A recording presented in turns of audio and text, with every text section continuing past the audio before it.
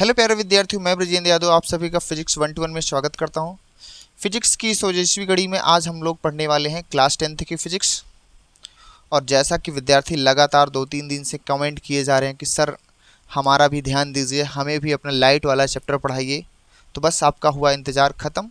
और आज से हम देखेंगे क्लास 10th की फिजिक्स को भी साथ लेके चलेंगे। जैसे क्लास 12th की फिजिक्स को लेके चल रहे हैं, वैसे क्लास 10th की फिजिक्स को लेकर चलेंगे। बेसिकली आज का जो लेक्चर होगा वो होगा इंट्रोडक्शन पर। और इस इंट्रोडक्शन में हम सीखेंगे कि हम लाइट में क्या क्या पढ़ने वाले हैं। बहुत ही इंटरेस्टेड चैप्टर है, बहुत ही इंटरेस्ट आएगा, आपको फील आएगा कि यार वाह क्या मज़ा आ गया चैप्टर को पढ़ के। तो आइए सबसे पहले हम इसको परिचय लेते हैं इसका, इस चैप्टर का, फिर आगे हम बढ़ते हैं। एक्चुअल में जो आपका लाइट वाला चैप्टर है उसी को किरण प्रकाशिकी के नाम से जाना जाता है। तो हम बात को स्टार्ट करते हैं और इसमें बातें करते हैं क्या क्या चीज़ें के बारे में हम पढ़ेंगे। तो आइए देखते हैं। देखो यहाँ पे हम पढ़ेंगे रे ऑप्टिक्स के बारे में। एक एक को मैं बढ़िया से समझाऊंगा, चिंता की कोई बात नहीं। रे ऑप्टिक्स, इसको बोलते हैं किरण प्रकाशिकी। किरण प्रकाशिकी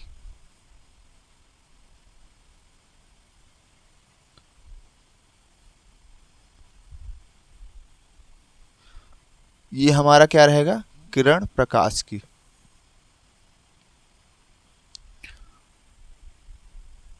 ये इसमें हम 3 चीज़ें पढ़ेंगे, यानी कि हम इसको 3 पार्ट में डिवाइड करके आपको पढ़ाएंगे।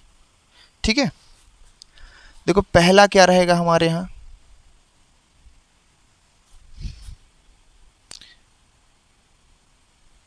एक तो इधर रहेगा और एक मैं पार्ट बीचों बीच ले लेता हूँ और एक पार्ट मैं इस साइड में ले रहा हूँ।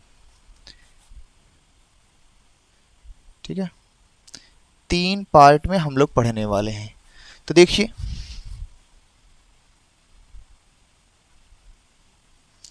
तो पहला हम क्या पढ़ेंगे, रिफ्लेक्शन। क्या पढ़ेंगे, रिफ्लेक्शन।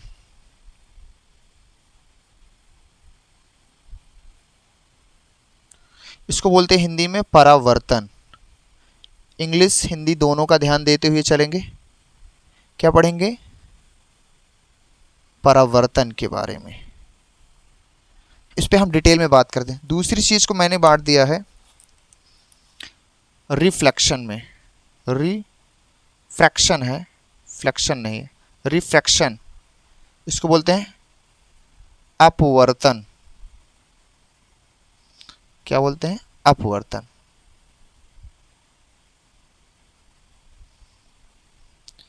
इसको क्या बोलेंगे, अपवर्तन। और तीसरी चीज मैं बांट के पढ़ूंगा ह्यूमन आइज, मानव नेत्र। ह्यूमन आइज,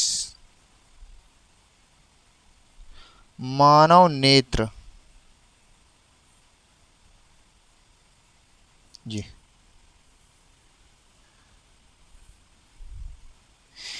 इन 3 रे ऑप्टिक्स को हम इन 3 पार्ट में बांट दिए हैं बेसिकली।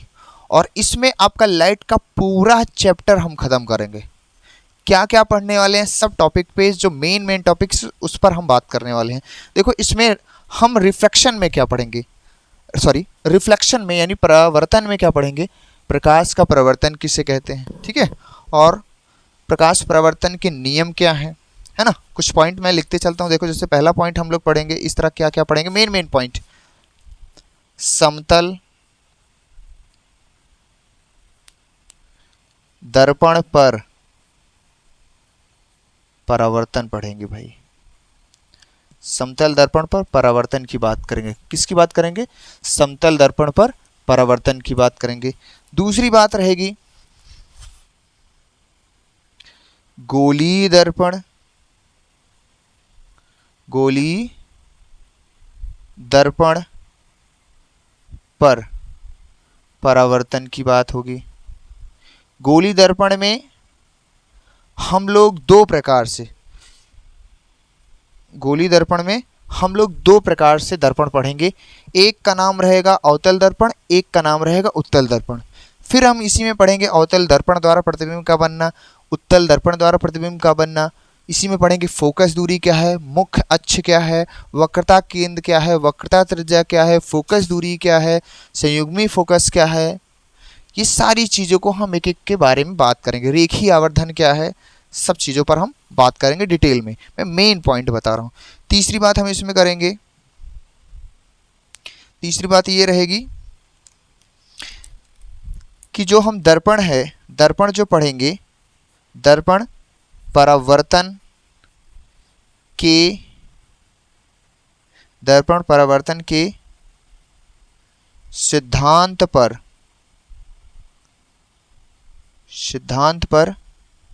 आधारित है। यानी इसका मतलब ये है कि जब तक हम दर्पण पढ़ते रहेंगे, ये मान के चलिए कि वह परावर्तन चलता रहेगा। या फिर हम इस तरह कहें कि जब तक हम परावर्तन पढ़ते रहेंगे, हम दर्पण के बारे में पढ़ेंगे। इसलिए कह रहे हैं कि दर्पण परावर्तन के सिद्धांत पे आधारित है। जैसे ही लेंस आएगा हम इधर भाग आएंगे, ठीक है। तो इसमें हम दर्पण के बारे में पढ़ेंगे, परावर्तन के नियम में, परावर्तन में, ठीक है। और भी इसमें छोटी छोटी चीज़ें, मोटी मोटी चीज़ें जो भी है सब पढ़ेंगे। तो मैं बेसिकली मैं बता रहा हूँ क्या क्या पढ़ना है, इसमें मैंने बता दिया। सेकंड में आते हैं, अपवर्तन में क्या क्या पढ़ना है ज़रा देखिएगा। अपवर्तन में भाई सबसे पहले हम पढ़ेंगे प्रकाश का अपवर्तन क्या है ना, अपवर्तन के नियम, अपवर्तन के नियम पढ़ेंगे, ठीक है। और चीज़ें पढ़ेंगे, लेंस के बारे में पढ़ेंगे, लेंसों के बारे में अध्ययन करेंगे, है ना। लेंस भी दो प्रकार का होगा आपका, एक अवतल लेंस और एक उत्तल लेंस। अवतल लेंस द्वारा प्रतिबिंब का बनना, उत्तल लेंस द्वारा प्रतिबिंब का बनना, लेंस कितने प्रकार का होता है, ये सारी बातें एक एक बातें डिटेल में करेंगे। प्रकाशिक केंद्र क्या है, प्रथम फोकस क्या है, द्वितीय फोकस क्या है, सब इस टॉपिक यानी अपवर्तन के अंतर्गत हम पढ़ेंगे। और एक इसमें एक मोटा सा पॉइंट पढ़ेंगे, प्रिज्म। क्या पढ़ेंगे, प्रिज्म। प्रिज्म के अंतर्गत हम 7 रंग की बात करेंगे। किसकी, 7 रंगों की बात होगी प्रिज्म में।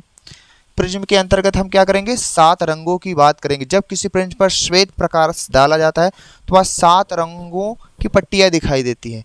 तो 7 रंगों में किसका वर्ण विक्षेपण, कोणीय विक्षेपण ज़्यादा है, कम है, किस रंग की तरंग दैर्घ्य ज़्यादा है, कम है, आवृत्ति ज़्यादा है, इन सारी चीज़ों की बात हम इसमें करने वाले हैं। नेक्स्ट वाली बात रहेगी पूर्ण आंतरिक परावर्तन। पूर्ण आंतरिक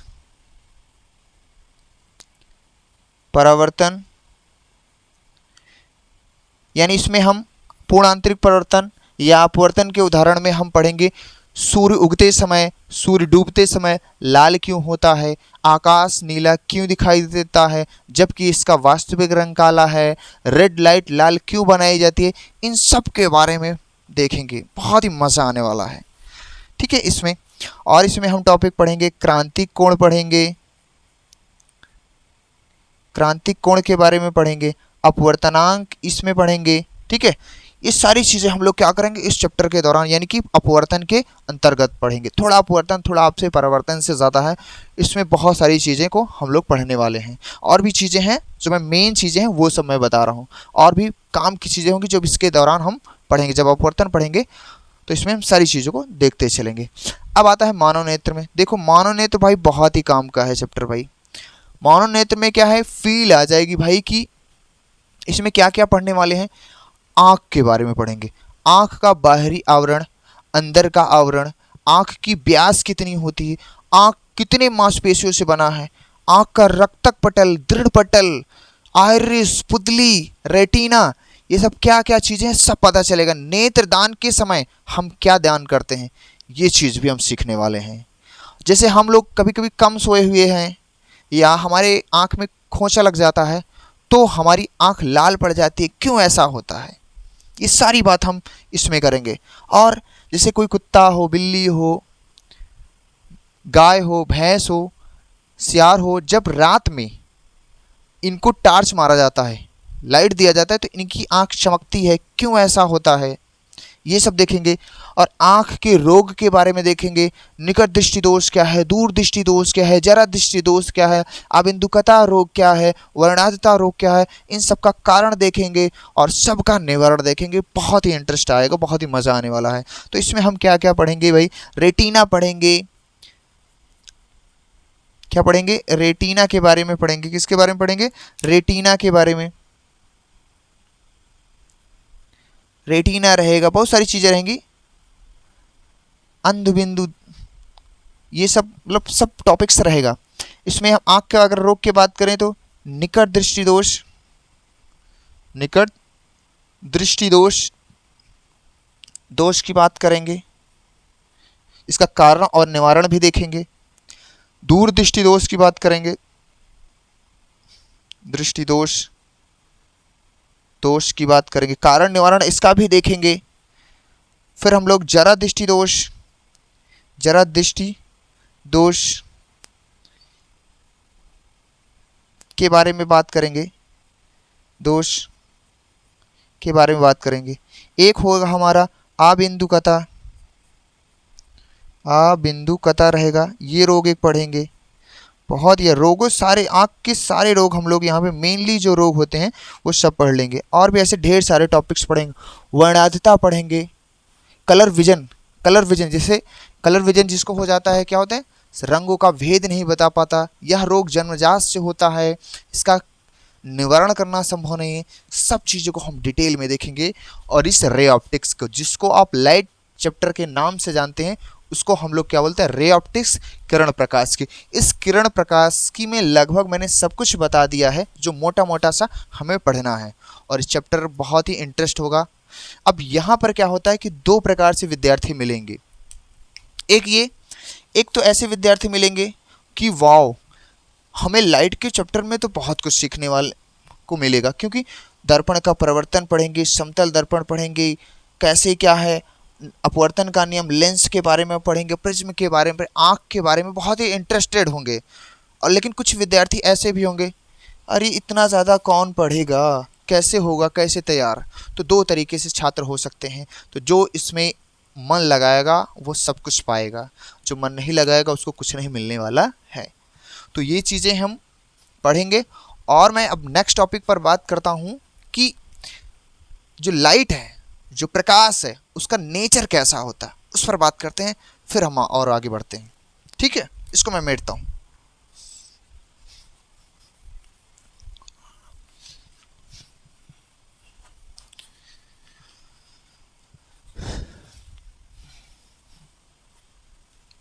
ठीक है, नेक्स्ट हम देखेंगे नेचर कैसा होता है। देखो,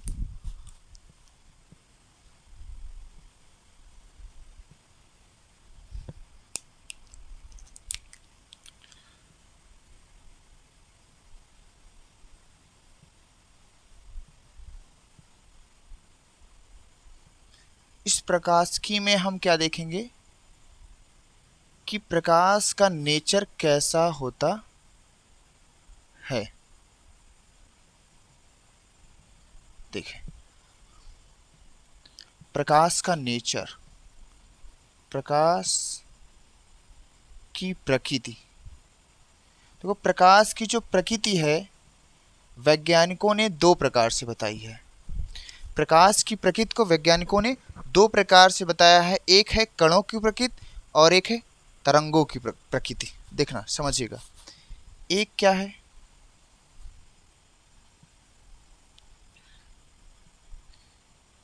कणों की प्रकृति,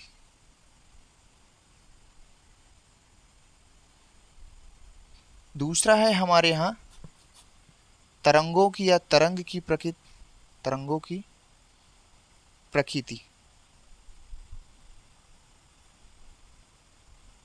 दो तरीके से कण प्रकाश की प्रकृति को डिफाइन किया गया सॉरी, दो तरीके से इसको बताया गया है। तो इसको हम देखो समझेंगे। वाह, कितनी मजे वाली बात है, इस चीज को हम लोग समझने वाले हैं।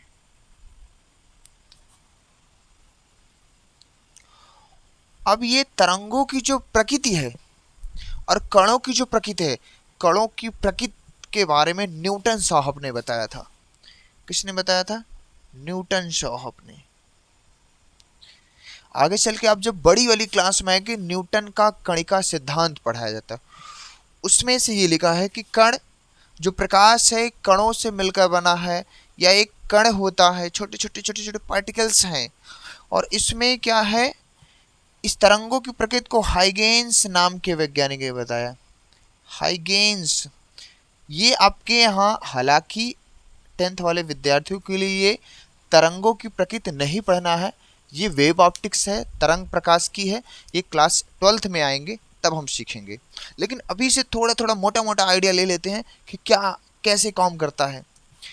तो कणों की प्रकृति और है तरंगों की प्रकृति।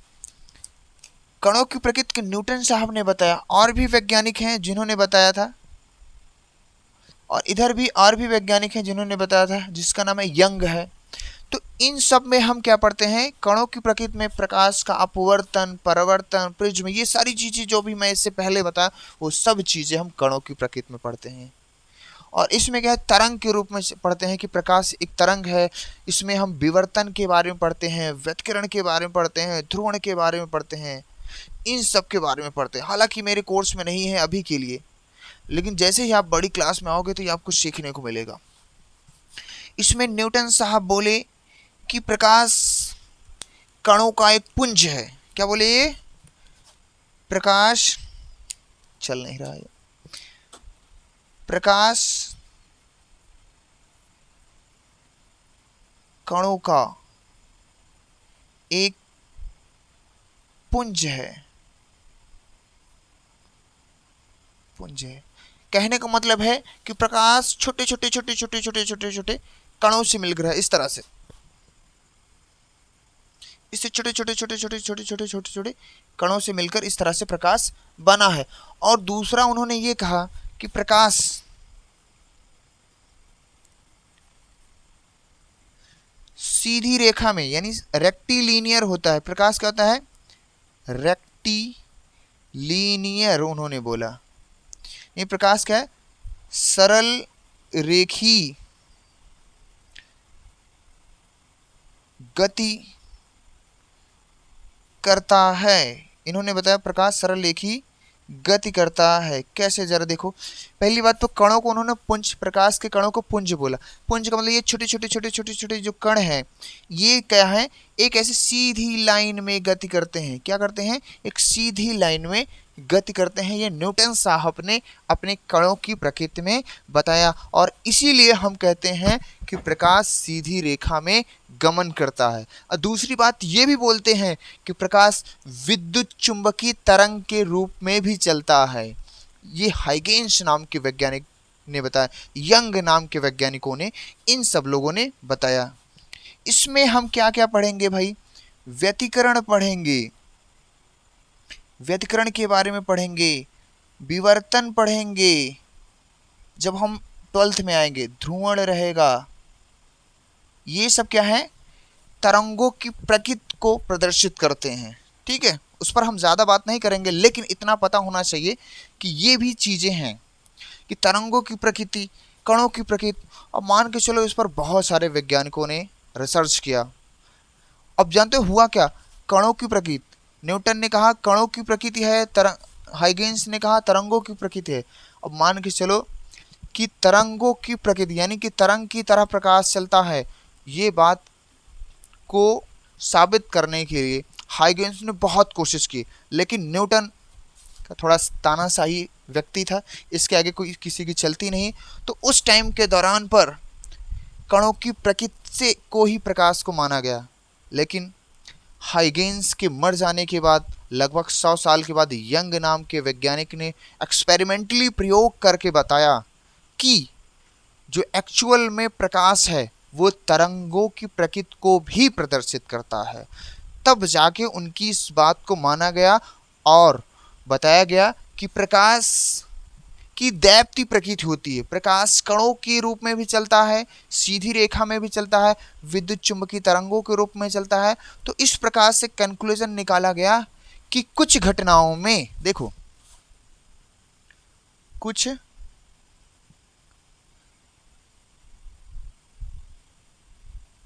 घटनाओं में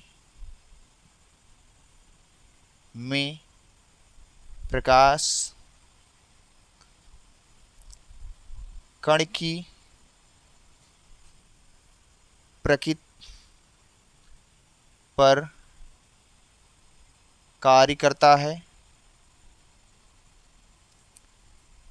है और बोला गया कुछ घटनाओं में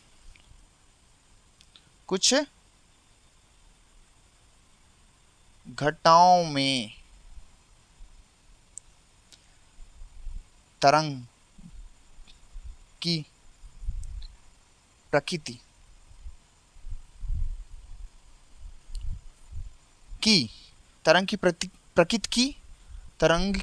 की भांति कार्य करता है। ये किसके बारे में बोला गया? ये बात किसकी बारे में बोली गई? दोनों लाइट के बारे में। किसके बारे में? लाइट के बारे में, प्रकाश के बारे में। मैं बता रहा हूं आपको, जब आप 12th में आओगे ना, इस प्रकाश के कण की प्रकृति को समझने के लिए 3 से 4 चैप्टर बनाया गया है। अब आप समझोगे इस प्रकाश के बारे में लोग बात करते करते कि कणों की प्रकृति है कि तरंग की प्रकृति है। एक्सपेरिमेंटली लोगों ने प्रयोग किया, फिर कुछ लोगों ने कुछ घटनाओं में कणों की प्रकृति मानी, कुछ घटनाओं में तरंग की प्रकृति मानी। उसके लिए भी प्रकाश का दैप्ति विकिरण का एक जो है चैप्टर बनाया गया, क्लास 12th में है। दैप्ति प्रकृति प्रकाश को होती है, दोहरी प्रकृति होती है, तरंग की और कण की दोनों प्रकृति मानी होती है। फिर अंत में प्रकाश विद्युत प्रभाव आया, एक चैप्टर, जिसमें आइंस्टीन नाम के वैज्ञानिक ने उन्होंने रिसर्च किया और ये प्रकाश के बारे में इसको फोटॉन बताया, ऊर्जा के छोटे छोटे पैकेटों बंडलों के रूप में चलता है, ये लाइट है। इतनी सारी कहानियां हैं इस सब में। अपन लोग अब उसमें बहुत ज़्यादा डेप्थ में नहीं जाएंगे। अपन को सिर्फ इतना पढ़ना है कि किरण प्रकाश की प्रकाश तरंग की भी प्रकृति को प्रदर्शित करता है और कण की भी प्रकृति को प्रदर्शित करता है। हम लोग सिर्फ यहाँ रे ऑप्टिक्स पढ़ेंगे, किरण प्रकाश की, तरंग प्रकाश की हम लोग क्लास 12th में आएंगे तब पढ़ेंगे। तो कोई दिक्कत वाली बात नहीं। ये छोटी मोटी जो चीज़ें मैंने बताई, थोड़ा बहुत तो आपको ज्ञान हुआ ही होगा। तो हम इसके आधार पर लाइट के बारे में बात करते हैं कि क्या बोला गया। लाइट के बारे में क्या बोला गया कि प्रकाश एक ऊर्जा का रूप है। क्या है? एनर्जी ऑफ फॉर्म ऑफ जो एनर्जी है क्या है? एक ऊर्जा का रूप है। एनर्जी क्या है? ऊर्जा का एक रूप है जो हमारी आँख की दृष्टि संवेदना को उत्पन्न करती है और इसके कारण हम क्या करते हैं? वस्तु को देख पाते हैं। जब प्रकाश किसी वस्तु पर आपतित होता है, पड़ता है, तो वहाँ से रिफ्लेक्ट होकर हमारी आँख पर आता है और जिससे हमें क्या है? वस्तु दिखाई देती है। तो हम कह सकते हैं प्रकाश के परावर्तन के कारण ही हमें कोई वस्तु दिखाई देती है। यदि कोई प्रकाश आए वस्तु पर और वस्तु क्या है? प्रकाश को पूरी तरह से ऑब्जर्व कर ले, अवशोषित कर ले, रिफ्लेक्ट ही ना करे, तो वह वस्तु हमें दिखाई नहीं देती है। ये रेयर केस में ऐसा होता है। क्लियर? अब यहाँ पे देखें कि मैं अगर लाइट के बारे में बात करूं, किसके बारे में? लाइट यानी प्रकाश। हम बात करेंगे किसके? प्रकाश के बारे में। देखो, लाइट की हिंदी होती है प्रकाश, और भी इसके मतलब होते हैं, उजाला भी बोला जाता है, ज्योति भी बोला जाता है, और मजे की बात, बिना भार का, और यह अदृश्य प्रकाश, मतलब इसको हम देख नहीं पाते हैं। तो हम अगर कहें इसके बारे में कि प्रकाश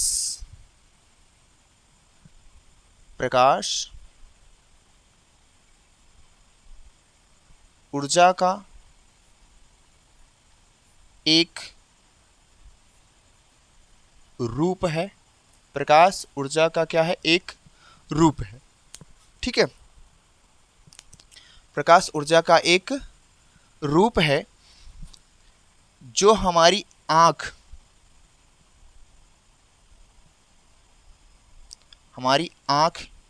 की दृष्टि, दृष्टि, संवेदना को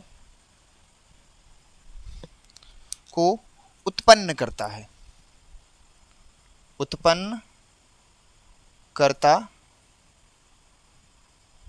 है। ठीक है, ये आप कह सकते हैं प्रकाश है। प्रकाश स्वयं अदृश्य होता है, स्वयं क्या होता है? अदृश्य होता है। हम कहेंगे प्रकाश के कारण हमें वस्तु दिखाई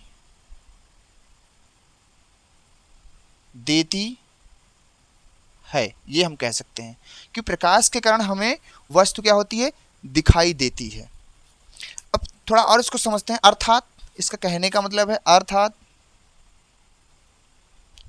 अर्थात ये है कि जब किसी वस्तु पर प्रकाश पड़ता है या आपतित होता है, जब किसी वस्तु पर प्रकाश पड़ता है या कह सकते हैं इसको आपतित होता है, पड़ता है, तो प्रकाश उस वस्तु से, तो प्रकाश उस वस्तु, यहां देखेंगे, उस वस्तु से परावर्तित होकर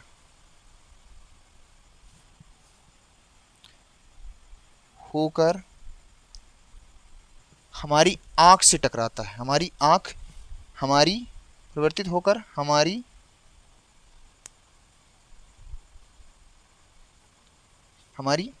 आंख की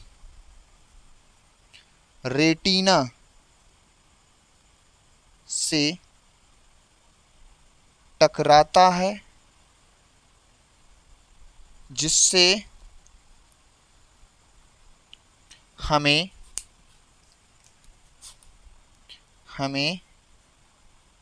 वस्तु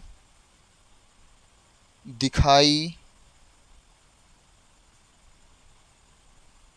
पड़ती है। ये कहानी है। लेकिन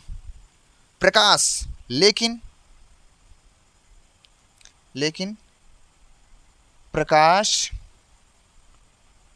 स्वयं अदृश्य है, अदृश्य होता है। ये बात है। इतनी सारी चीजें हैं प्रकाश से संबंधित। क्लियर? अब हम क्या करते हैं? प्रकाश के गुण के बारे में बात करते हैं। क्या करते हैं? प्रकाश के गुण के बारे में बात करते हैं। हम इस तरफ बात करते हैं, इसको थोड़ा समेटते हैं। ये सारी चीज़ आप एज इट इज़ लिख लेंगे। कोई भी दिक्कत आए तो आप कमेंट करें और बताएं सर कि ऐसा होना चाहिए, मुझे ये चीज़ नहीं समझ आया। सारी चीज़ें आपको समझ में आएगी। आप ध्यान से देखिए। जब प्रकाश किसी वस्तु पर पड़ता है तो प्रकाश उस वस्तु से परावर्तित होकर हमारी आँख के रेटिना से टकराता है और जिससे हमें वस्तु दिखाई पड़ती है। यानी प्रकाश के परावर्तन के कारण ही हमें क्या होती है? वस्तु दिखाई देती है। जैसा कि मैंने बताया कि अगर प्रकाश वस्तु पर पड़े और वस्तु उस प्रकाश को पूरा ऑब्जर्व कर ले, अवशोषित कर ले, रिफ्लेक्ट ही ना हो, तो वह वस्तु हमें दिखाई नहीं देगी। तो वैसी सब बातों को मैंने क्या कर दिया है? लिख दिया है। अब मेरे पास है प्रकाश के गुणधर्म, क्लासिफिकेशन ऑफ लाइट, या हम कह सकते हैं कि प्रॉपर्टी ऑफ लाइट। हमारे पास है क्या? Property of light.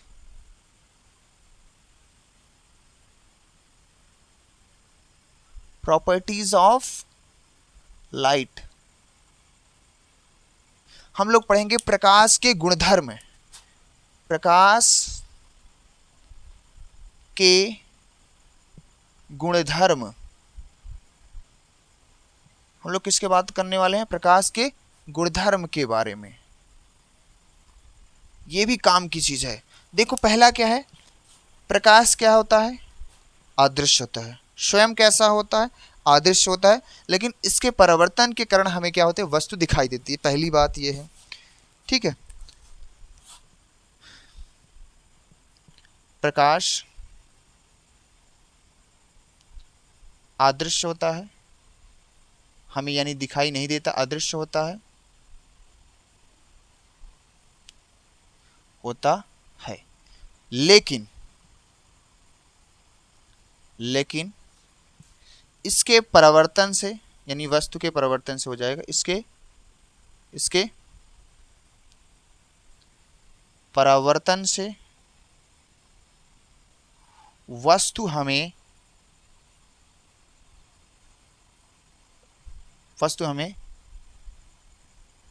दिखाई पड़ती है। पहला गुण है ये, वस्तु हमें दिखाई पड़ती है। दूसरा ये हो जाएगा कि भाई वस्तु की जो दृश्य प्रकाश तरंगदैर्घ्य है, वस्तु यानी वस्तु नहीं,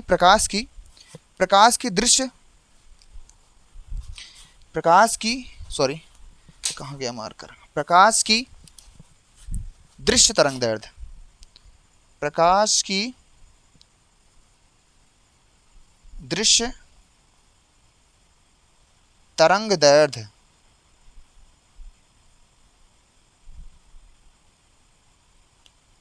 तरंगदैर्घ्य 3900 एंगस्ट्रॉम से 7800 एंगस्ट्रॉम, या इसको हम बोल सकते हैं 4000 एंगस्ट्रॉम से 7000 एंगस्ट्रॉम, ये एनसीईआरटी में दिया है, ठीक है।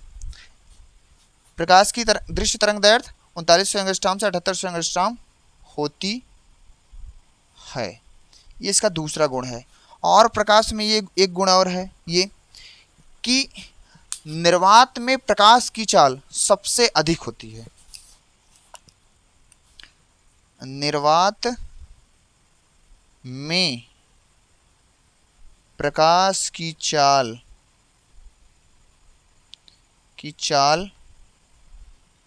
सबसे अधिक 3 × 10⁸ मीटर पर सेकंड होती है। इसका मतलब भिन्न भिन्न माध्यमों में प्रकाश की चाल भिन्न भिन्न होती है। ये है निर्वात वाले माध्यम में प्रकाश की चाल सबसे ज़्यादा होती है।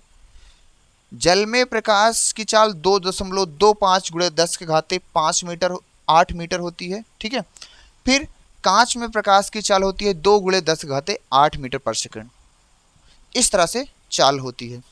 और इसके गुण है, चौथा गुण है इसका कि प्रकाश पारदर्शी माध्यम से तो होकर गुजर जाता है, परंतु अपारदर्शी माध्यम से होकर नहीं गुजरता। देखो, प्रकाश पारदर्शी माध्यम जैसे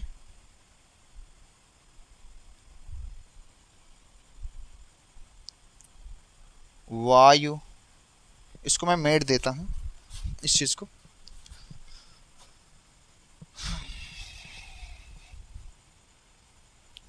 ठीक है। देखो क्या है कि प्रकाश पारदर्शी माध्यम जैसे वायु, जल, कांच से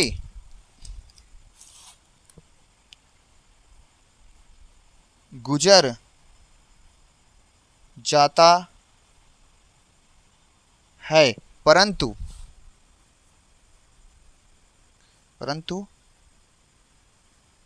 अपारदर्शी माध्यमों से अपारदर्शी माध्यमों जैसे कुर्सी, मेज, पेड़, etc इन सब से अपारदर्शी माध्यमों से, इसे कुर्सी, मेज, पेड़, इन सब से गुजर नहीं पाता है, गुजर नहीं पाता है। ये इसके गुण हो जाएगा। ठीक है, ये प्रकाश के 4 गुण हो गए। एक और गुण लिख दिया जा रहा है प्रकाश का। बहुत सारे गुण हैं, मैं सिर्फ 5 या 6 गुण आपको बताऊंगा प्रकाश का। एक है, प्रकाश में परावर्तन अपवर्तन दोनों क्रिया होती है। क्या लिखेंगे? प्रकाश में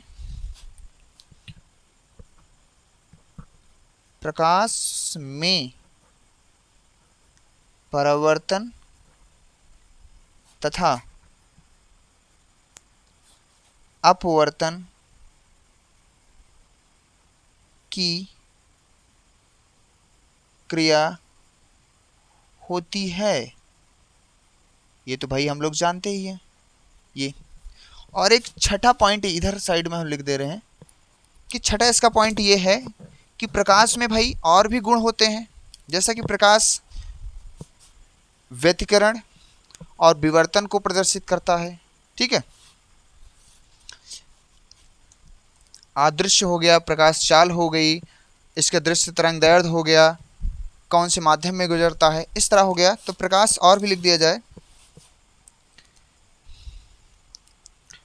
प्रकाश चिकनी